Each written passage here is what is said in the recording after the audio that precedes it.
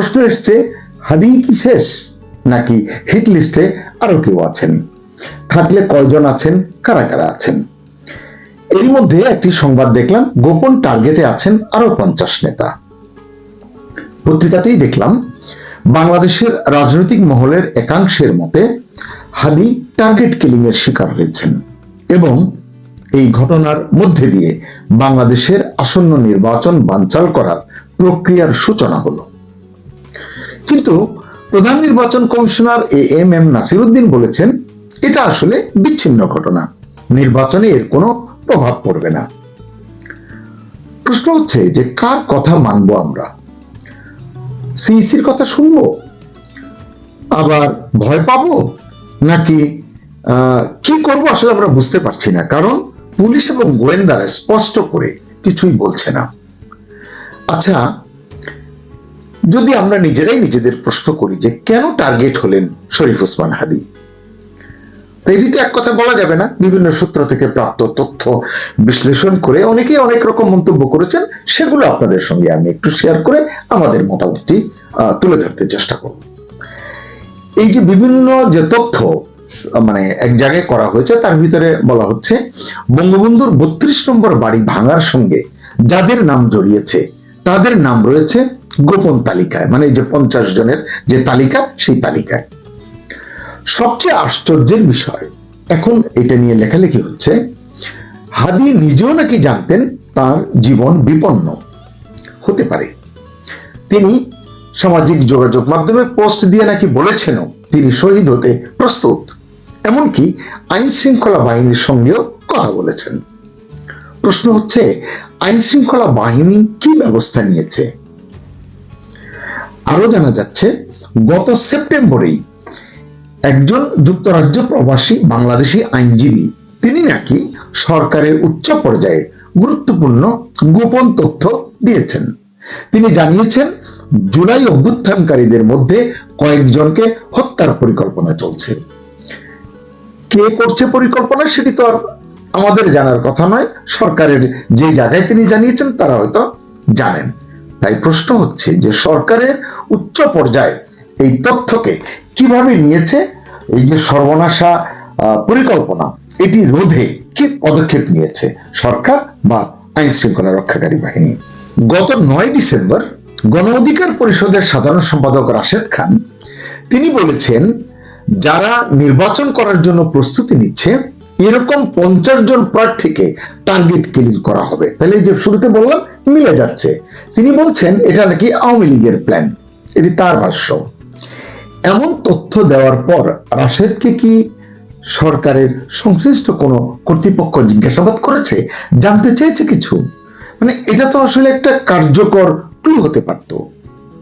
কার কাছ থেকে তিনি এমন সংবাদ শুনলেন, কি করণীয়, এই পরিকল্পনাটি করা যেত। এছাড়া প্রবাসী সাংবাদিক জুলকারনাইন সায়ের তিনিও নাকি এক পোস্টে উল্লেখ করেছেন, বিদেশ থেকে বেশ কয়েকজন সন্ত্রাসীকে বাংলাদেশে ঢোকানোর পরিকল্পনা করা হচ্ছে। কে পরিকল্পনা করছে? তিনি বলছেন যারা নির্বাচনকে কেন্দ্র করে সহিংসতা সৃষ্টির চেষ্টা চালাচ্ছে, তার মানে নির্বাচনটাকে বানচাল করার একটা গ্রুপ দাঁড়িয়েছে, তারা এটি চাচ্ছে।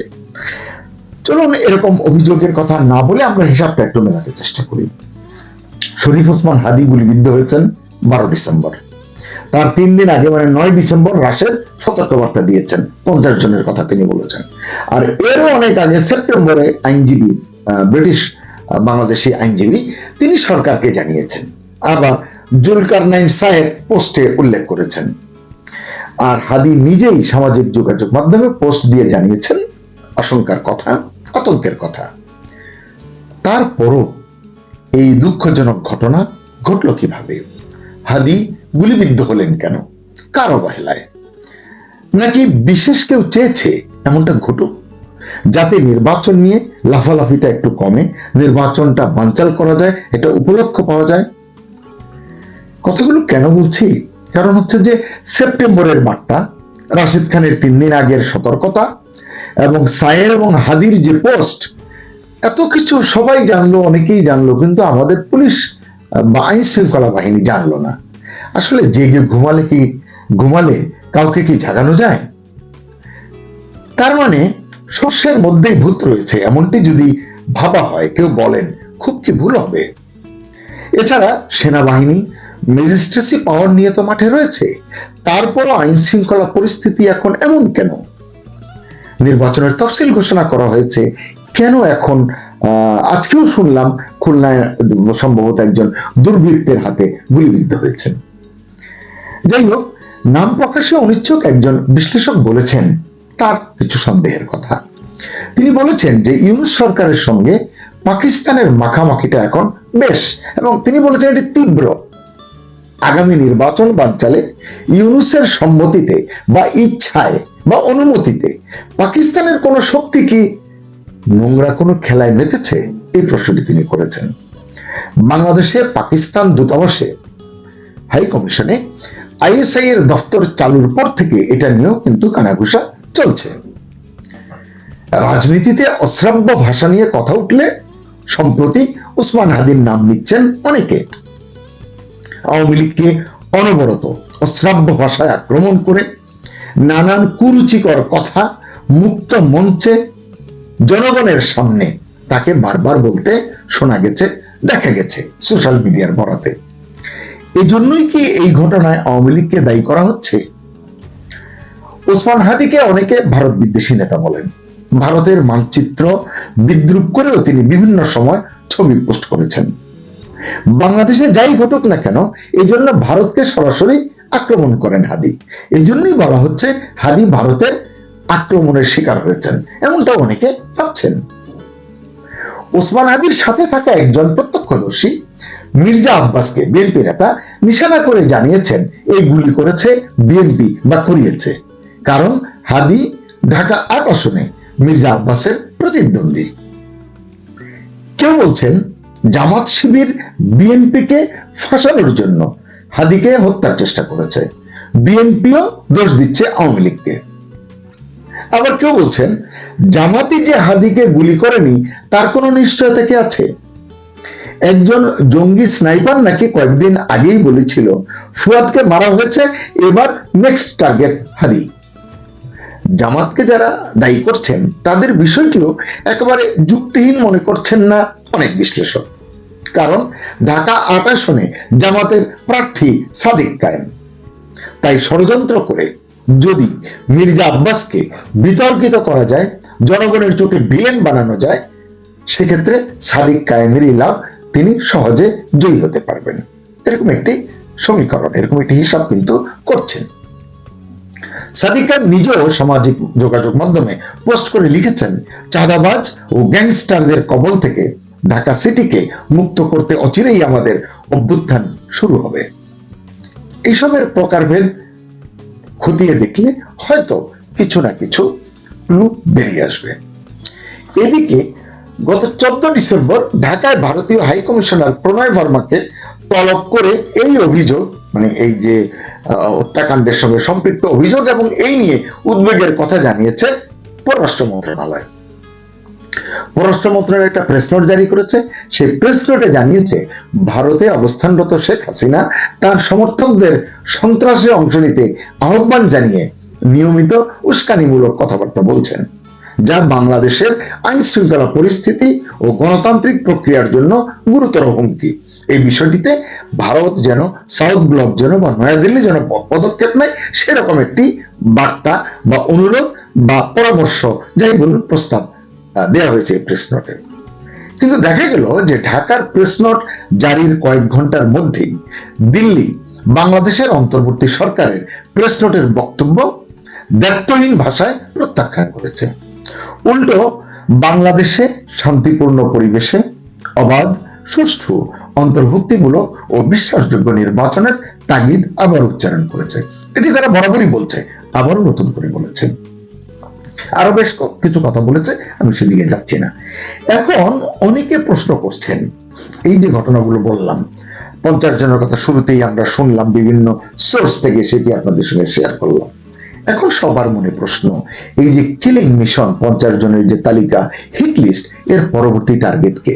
অনেকে নাম বলছেন, আমি নামগুলো পেয়েছি কিন্তু আমি বলতে চাই না, কারণ এটি বলা সমীচীন হবে না, কারণ এই সূত্রগুলো সরকারিভাবে যাচাই করা নয়। আমি কথাগুলো বলছি সংশ্লিষ্ট কর্তৃপক্ষ যেন সচেতন হতে পারে, সতর্ক হতে পারে, সময় মতো পদক্ষেপ নিতে পারে সেই জন্য, এবং নাগরিক হিসেবে আমরা সবাই যেন আমরা যার যার জায়গা থেকে সতর্ক হতে পারি সেই জন্য। হাদির যে গুলিকাণ্ডের পর এনসিপি নেতা সার্জিস আলম বলেছেন, হাদি অভ্যুত্থানের আগে থেকেই ভারতীয় আধিপত্যবাদের বিরুদ্ধে বুক চিতিয়ে কথা বলে এসেছে। এটা অনেকেই বলেছে, জুলাই যোদ্ধাদের অনেকেই এসব কথা বলেছে, আন্দোলনে যারা কথা বলেছে, কাজ করেছে, চোখে চোখ রেখে তারা কথা বলবার হুঙ্কার দিয়েছে। বিগত কয়েক মাসে বিভিন্ন পরিচয়ে সার্জিস বলছেন, সীমান্ত দিয়ে বাংলাদেশে এমন অনেক মানুষকে অনুপ্রবেশ ঘটানো হয়েছে। তাহলে আমাদের সীমান্তরক্ষী বাহিনী কি করছে?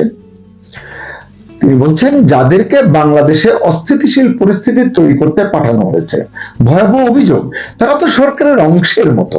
তাহলে এটি ফেসবুকে বলা বা মিডিয়াতে বলে দায়িত্ব শেষ করলেই হবে? সরকারের সঙ্গে বসে কেন প্রয়োজনীয় পদক্ষেপ নেওয়া হচ্ছে না? প্রশ্ন হতে পারে, ভারত কেন হাদির মতো নেতার পেছনে লাগতে যাবে? কারণ হাদি তরুণ নেতা, তাকে এত বড় করে ভারত ভাববে, এটি ভাবারও আসলে কোনো যৌক্তিক কারণ মানে পাওয়া যাচ্ছে না। আবার যারা এই ইস্যুতে ইউনূস সরকারের দিকে আঙ্গুল তুলছেন, এরকমও কেউ কেউ আছেন, তার ব্যাখ্যাটা কি সেটি আসলে জানা দরকার সকলের। আবার আরেকজন দাউদ নামে একজন, তার সংশ্লিষ্টতার কথা বলা হচ্ছে, পত্রিকায় সয়লাভ, সোশ্যাল মিডিয়ায় সয়লাভ। সেই তথ্য আরো ভয়াবহ। একটা প্রচারণায় দেখলাম সাবেক স্বরাষ্ট্রমন্ত্রী আসাদুজ্জামান খান কামাল এবং সাবেক মন্ত্রী জাহাঙ্গীর কবির নানকের খুব কাছের লোক এই দাউদ, কিন্তু সে জেল থেকে ছাড়া পেল কিভাবে এই সরকারের সময়? তার আসল পেয়ারের লোকটা কি আওয়ামী লীগের না অন্তর্বর্তী সরকারের? এই প্রশ্নের সঠিক জবাব না জানলে, সব ফয়সালা না হলে, দাউদ যে আওয়ামী লীগের স্বার্থে বা পক্ষে এই কাজ করেছে বা করতে পারে তা কিভাবে প্রমাণিত হবে? অন্তর্বর্তী সরকারের যাদের কৃপায় সে দাউদ জামিন নিয়ে ঘুরে বেড়াচ্ছে, সে মহান ব্যক্তি বা শক্তিকে তো আসলে চিহ্নিত করা দরকার। তারপরে প্রশ্ন, সেই দাউদ এখন কোথায়? অন্তর্বর্তী সরকার হাদিকাণ্ডের সুরাহা আসলে কিভাবে করতে চায়? আদৌ কি করতে চায়, নাকি যা কিছুই ঘটুক, গিন্নি বলেন কেষ্টা বেটাই চোর, এই ফর্মুলা অবলম্বন করে আওয়ামী লীগের দিকে আঙ্গুল তুলে প্রকৃত অপরাধীকে আড়াল করার চেষ্টা করছেন কেউ? আর ওই যে কিলিং মিশনের কথা বলা হচ্ছে, এটি যেন প্রোপাগান্ডাই থাকে, এই প্রত্যাশা করি, এই দোয়া করি। আর যদি কিছু থেকে থাকে, প্রত্যাশা করি, দাবি করি, সংশ্লিষ্ট কর্তৃপক্ষ অচিরেই প্রয়োজনীয় ব্যবস্থা নেবেন। আমরা এভাবে অপঘাতে একটি প্রাণেরও বলি হোক চাই না। মহান বিজয় দিবসের শুভেচ্ছা। আজ এই মহান 16ই ডিসেম্বরে আমরা স্মরণ করি শ্রদ্ধা সহকারে আমাদের বীর মুক্তিযোদ্ধাদের, যারা অকাতরে বাংলাদেশের স্বাধীনতার জন্য জীবন দিয়েছিলেন। স্মরণ করছি তাদের আত্মত্যাগের, শ্রদ্ধা জানাই আমাদের বীর মুক্তিযোদ্ধাদের যারা জীবিত আছেন, লেখক, সাহিত্যিক, কলামিস্ট, সাংবাদিক, রাজনীতিবিদ, চিন্তক, সাধারণ বাংলাদেশি যারা মুক্তিযুদ্ধে আমাদের স্বাধিকার সংগ্রামে জড়িত ছিলেন। আমাদের এই স্বাধীন সার্বভৌম বাংলাদেশের বিরুদ্ধে বহুবার ষড়যন্ত্র করা হয়েছে, ষড়যন্ত্র অব্যাহত রয়েছে। স্বাধীনতার সার্বভৌমত্বের বিরুদ্ধে যারাই ষড়যন্ত্র করবে, যারা অপপ্রচার করবে, যারা স্বাধীনতার ইতিহাস বিকৃত করবে, তারা সবাই বাংলাদেশের শত্রু। কোন শক্তি, অপশক্তি, শাসক গোষ্ঠী যারাই বাংলাদেশের স্বাধীনতা সার্বভৌমত্বকে অস্বীকার করবে বা বিকৃতকারীদের সহায়তা করবে, তারা সবাই বাংলাদেশের স্বাধীনতা সার্বভৌমত্বের শত্রু, দেশদ্রোহী। এবং তাদের বিরুদ্ধে আমাদেরকে সোচ্চার থাকতে হবে এবং সক্রিয় থাকতে হবে। বাংলাদেশের স্বাধীনতার সার্বভৌমত্ব কোনোভাবেই আমরা লুণ্ঠিত হতে দেব না। যে যেখানে আছেন, যে অবস্থায় আছেন, আপনারা সবাই স্বাধীনতার সূর্য তুলে ধরার জন্য, বজায় রাখার জন্য, প্রজ্জ্বল রাখার জন্য আপনাদের ভূমিকা পালন করবেন। আমরা আমাদের স্বাধীনতার শত্রুদের ব্যাপারে এখন স্পষ্ট জ্ঞান রাখি। বাংলাদেশের স্বাধীনতার বিরুদ্ধে অনেক রকম ষড়যন্ত্র শুরু হয়েছে। ৭১-এর পরাজিত শক্তি এখন সক্রিয় হয়েছে, বিভিন্নভাবে তরুণ সমাজকে ভুল ভ্রান্তি ছড়িয়ে তাদেরকে ভুল পথে পরিচালিত করার চেষ্টা করে যাচ্ছে। আমাদেরকে এই বিষয়ে সজাগ দৃষ্টি রাখতে হবে এবং সক্রিয়ভাবে এর প্রতিরোধ করতেই হবে। অন্যায়কে সহ্য করাও অন্যায়, এবং ভদ্রলোকের ভদ্রতা যখন সীমা পাড়িয়ে যায় তখন অবশ্যই আমাদেরকে ভদ্রতার মুখোশ থেকে বেরিয়ে প্রয়োজনে স্বাধীনতা রক্ষা করার জন্য যা করা প্রয়োজন সব পদক্ষেপ গ্রহণ করার জন্য প্রস্তুত হতে হবে। আমাদের বাংলাদেশকে ঘিরে এখন ষড়যন্ত্র অব্যাহত। যেমন ১৯৭১ সালে ভারতীয় সেনাবাহিনীর কাছে পাকিস্তান আত্মসমর্পণ করেছিল, বাংলাদেশিদের কাছে আত্মসমর্পণ করে নাই। সুতরাং সেই বিজয়কে বাংলাদেশের বা বাঙালিদের বিজয় বলা যাবে না। এই কথা বলা, এই কথা প্রচার করা অবশ্যই আমাদের স্বাধীনতার বিরুদ্ধে প্রচার, স্বাধীনতার বিরুদ্ধে এই দেশের মানুষকে বিভ্রান্ত করা। অবশ্যই এই সকল মানুষদেরকে আমাদের চিহ্নিত করতে হবে। আপনারা জানেন কারা ১৯৭১ সালে আমাদের মুক্তিযোদ্ধাদের কাছে আত্মসমর্পণ করেনি বলে প্রচার করছে, অথচ আপনাদেরকে আমার একটি লিগ্যাল রাইটিংয়ে প্রমাণ করেছি যে অ্যালাইড ফোর্সেসের নেতৃত্ব দিয়েছিল জগজিৎ সিং অরোরা, এবং তার কাছে সারেন্ডার বা ইনস্ট্রুমেন্ট অফ সারেন্ডার সই করা অর্থই হচ্ছে মুক্তি বাহিনীর কাছে বা বাংলাদেশিদের কাছে আত্মসমর্পণ, এবং এটা আন্তর্জাতিক আইনে স্বীকৃত। দ্বিতীয় বিশ্বযুদ্ধে এরকম বহু উদাহরণ আমরা দেখেছি, যেখানে অ্যালাইড ফোর্সেসের যে কোনো একজন কমান্ডারের কাছেই আত্মসমর্পণ করলে পুরো অ্যালাইড ফোর্সেস সব সাইডের সব দেশের কাছে আত্মসমর্পণ করা হয়। আমাদের মুক্তি বাহিনীর সেক্টর কমান্ডারদের আত্মত্যাগকে ছোট করা, হেয় প্রতিপন্ন করা হচ্ছে দেশদ্রোহিতা। যারা প্রচার করবে এই বিষয়ে, অর্থাৎ আমাদের দেশদ্রোহিতা প্রচার করবে, এবং যে সকল মিডিয়া এগুলো প্রচার করবে, তারা সবাই স্বাধীনতার শত্রু, এতে কোনো সন্দেহ নেই। তাদেরকে চিহ্নিত করে রাখার সময় এসছে। দেখুন, অনেক রকম আইন নিয়ে আসিফ নজরুলের মন্ত্রণালয়, তথাকথিত মন্ত্রণালয়, বহুভাবে বিকৃত করে আমাদের বিভিন্ন আইনকে, আমাদের স্বাধীনতার চেতনাকে ভুল লুণ্ঠিত করেছে। আপনাদেরকে আমি উদাহরণ দেব। ডিজিটাল সিকিউরিটি অ্যাক্টকে বাতিল করার নামে এবং আইসিটিকে বাতিল করার নামে, নূতন সাইবার সিকিউরিটি অর্ডিন্যান্স প্রণয়নের নামে স্বাধীনতা চেতনার বিরোধী অপপ্রচারের ব্যাপারে যে সকল আইন ছিল ডিজিটাল সিকিউরিটি অ্যাক্টে এবং সাইবার সিকিউরিটি অ্যাক্টে, অর্থাৎ আইসিটি অ্যাক্টে, সেগুলি সব বাতিল করে দেওয়া হয়েছে। বর্তমানে সাইবার সিকিউরিটি অর্ডিন্যান্স নামে যেই ভুয়া একটি আইন করা হয়েছে, সেখানে স্বাধীনতার চেতনাকে অপমান করার ব্যাপারে কোনো আইন নেই। আপনারা বুঝতেই পারেন যে আসিফ নজরুলের মন্ত্রণালয় কিভাবে বাংলাদেশের স্বাধীনতার চেতনাকে ভুলুণ্ঠিত করার রাস্তা খুলে দিয়েছে। তবে এক মাঘে তো শীত যায় না। আইনের প্যাচ আমরাও জানি। বাংলাদেশের সংবিধান এখনো বাতিল হয়নি, বাতিল করার ক্ষমতা বর্তমান সরকার রাখে না।